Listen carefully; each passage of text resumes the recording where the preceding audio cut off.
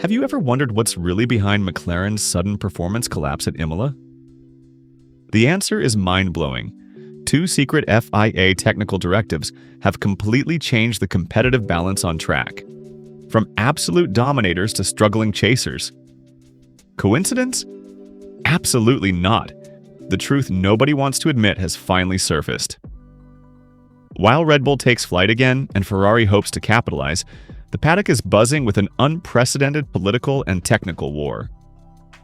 Before the Emilia-Romagna Grand Prix, the FIA issued two technical directives that went almost unnoticed, but had the effect of an atomic bomb. The most absurd part?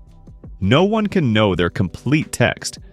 It's as if a football referee applied rules that only he knows. The first directive concerns the skids under the car floor. Essentially, the Federation has regulated materials and measurements of the flat bottom. An apparently trivial detail, but actually crucial. Why?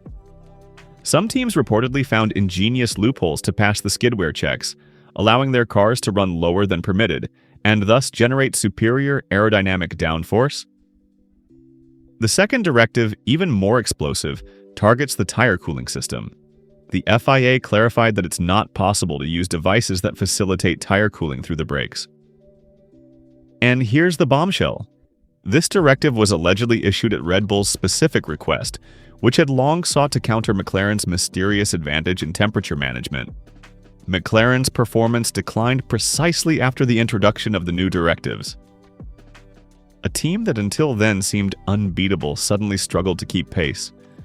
Christian Horner, with his usual mischievous smile, stated, "It's very strange that McLaren couldn't match our pace here." An apparently innocent phrase that hides a burning truth. Think about it. Imola featured soft compounds and high temperatures, conditions in which McLaren should have literally flown. Instead, as if by magic, their advantage vanished into thin air.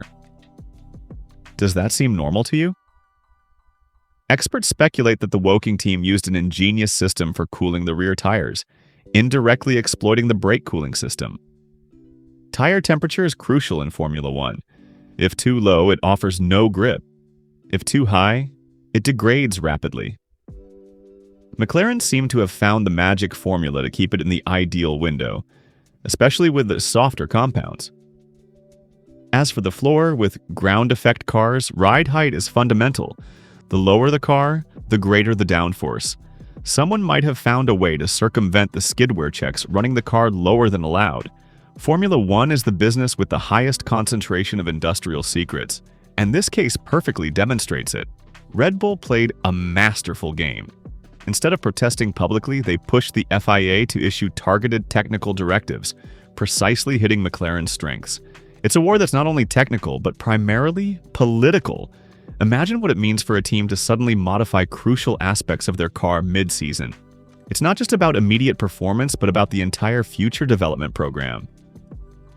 Andrea Stella, McLaren's team principal, naturally defends his team tooth and nail. "They're looking in the wrong direction," he stated, referring to their rivals. "These controversies are welcome.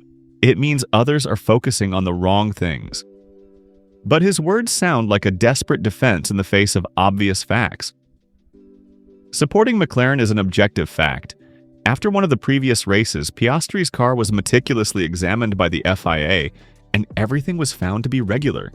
So, technically, there would have been no blatant violations, but rather an extremely creative interpretation of some regulatory gray areas that the FIA now wanted to clarify.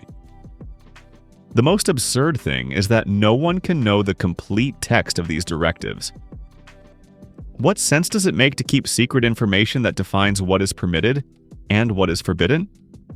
Wouldn't it be more logical and transparent to simply publish a list indicating that TD number X corresponds to a specific topic with explanatory text? We're facing a Formula One managed by an officially published technical regulation, but paradoxically, the directives that clarify its interpretation remain secret. This lack of transparency inevitably fuels suspicions. The insinuating doubt is disturbing. Could someone be forced into silence while being denied technical solutions that others perhaps continue to use? It's as if in a card game there were different rules for different players. The upcoming races will be decisive in understanding the real impact of these directives. Barcelona will bring another bombshell, a new directive on front wing flexion that could further shuffle the cards. Mercedes already brought a front wing to Imola that seems compliant with the future directive, and coincidentally struggled enormously. Another clue that these regulatory changes are having a huge impact.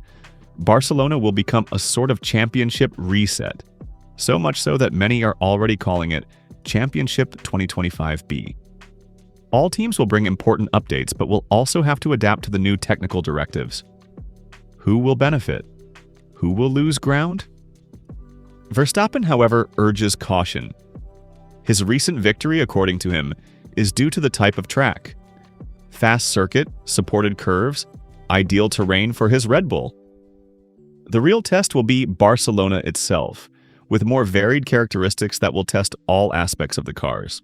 Monaco will represent another interesting scenario, a circuit where driver talent can make more difference than the car. McLaren will try to demonstrate that its competitiveness didn't depend on technical loopholes now prohibited, while Red Bull, usually not favored on this track, hopes that the new directives can level the playing field.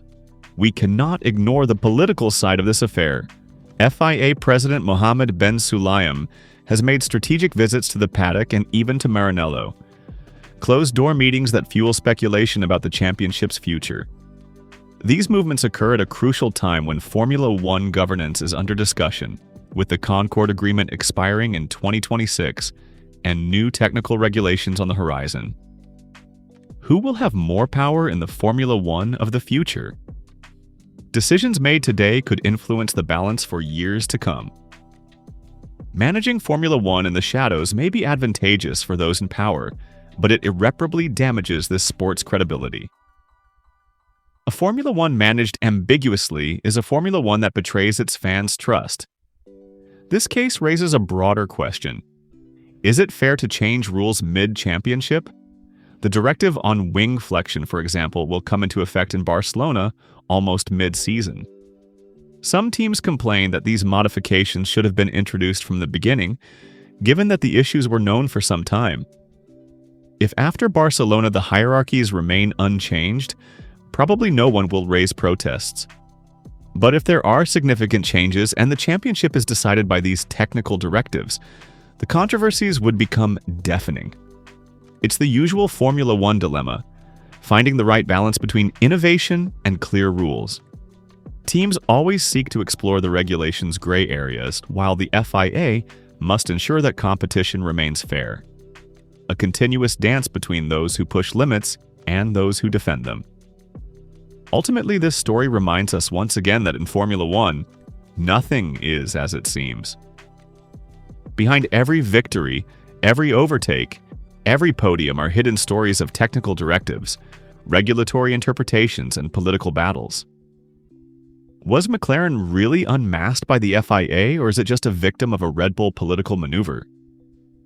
The upcoming races will give us the answer. Meanwhile, the championship has suddenly reopened, with new dynamics and new battles on the horizon. This is the beauty of Formula One, an explosive mix of technology, talent, and politics that makes every weekend a story unto itself. The two secret FIA directives might have completely rewritten the fate of the 2025 World Championship, transforming what seemed like McLaren's triumphant walk into a tight battle until the last corner of the last Grand Prix. One thing is certain, nothing is as it seems in this sport. Behind every victory, every overtake, every podium, are hidden stories of technical directives, regulatory interpretations, and political battles. And this is just the latest in a long series. The upcoming races will tell us if these directives will truly change the balance, or if they were just a flash in the pan. Meanwhile, Ferrari prepares, Red Bull celebrates, and McLaren? Well, McLaren must prove that its speed didn't depend on tricks, but on true engineering excellence.